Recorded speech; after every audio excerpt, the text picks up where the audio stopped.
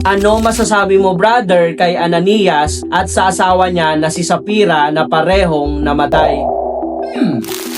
Sige, sagutin natin to. Alam nyo, sa bagong tipan, sa panahon ng biyaya, may mga pagkakataon na biglang matindi ang hatol ng Diyos. May isang kwento sa Biblia na talagang nakakagulat. Isang mag-asawang walang pinatay, walang ninakawan na bangko, walang ginawang karahasan, pero namatay sila sa loob mismo ng iglesia. Ang pangalan nila ay Ananias at Sapphira. Makikita ang kwento sa Gawa chapter 5. At ang kwentong ito ay may napakalalim na babala para sa atin ngayon. Pag-usapan natin yung background ng kwento. Noong unang panahon ng iglesia, kakaiba ang nangyayari sa mga mananampalataya. Punong-puno sila ng pagmamahalan at pagtutulungan. Acts chapter 4 verse 32, ang mga mananampalataya ay nagkakaisa, ang iba ay nagbebenta ng kanilang ari-arian upang makatulong sa nangangailangan. Hindi ito sapilitan, hindi ito utos, ito ay kusang loob na pagmamahal. May isang lalaki na nagbigay ng magandang halimbawa, si Barnabas. Ibinenta niya ang lupa niya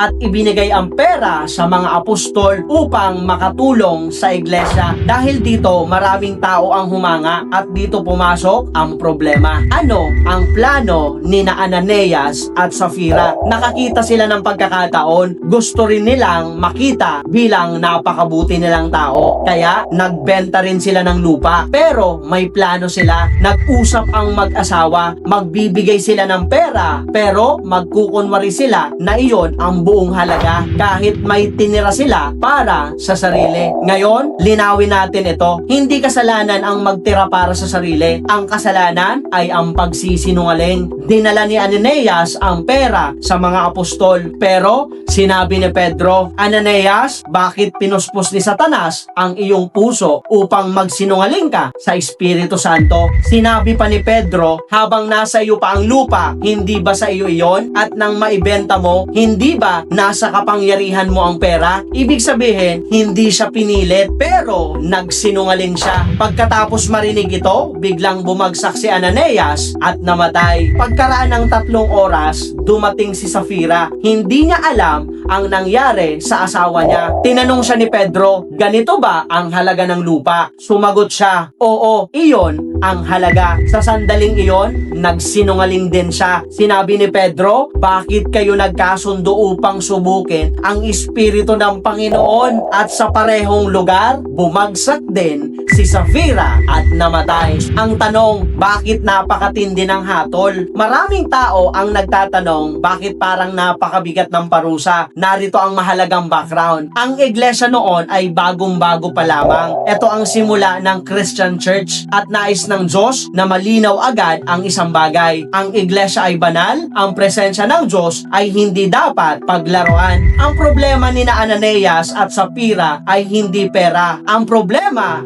ay hypocrisy. Gusto nilang magmukhang banal sa harap ng tao kahit hindi totoo sa harap ng Diyos.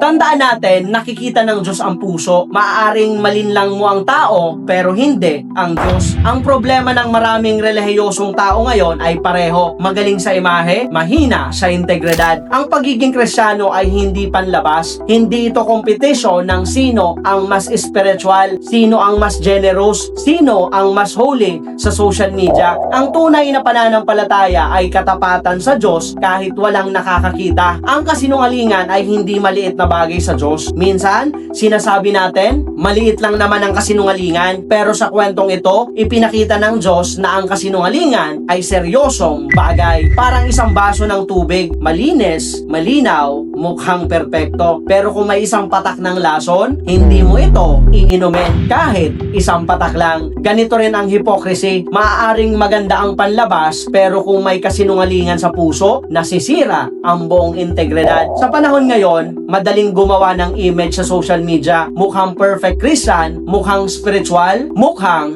mabait. Pero ang tanong ng Diyos ay hindi, ano ang tingin ng tao sa'yo? Ang tanong niya, ano ang totoong nasa puso mo? Ang kwento ni Ananias at Sapphira ay hindi para takutin ang iglesia. Ito ay para paalalahanan tayo na ang Diyos ay hindi naghahanap ng perpektong tao. Ang hinahanap niya ay tapat na puso. Mas mabuti ang taong umaamin sa kahinaan kaysa sa sa taong nagpapanggap na banal. Dahil sa huli, hindi ang image ang haharap sa Diyos, kundi ang tunay na puso. At ang tanong sa atin ngayon ay kapag tumingin ang Diyos sa ating puso, makikita ba ang katotohanan?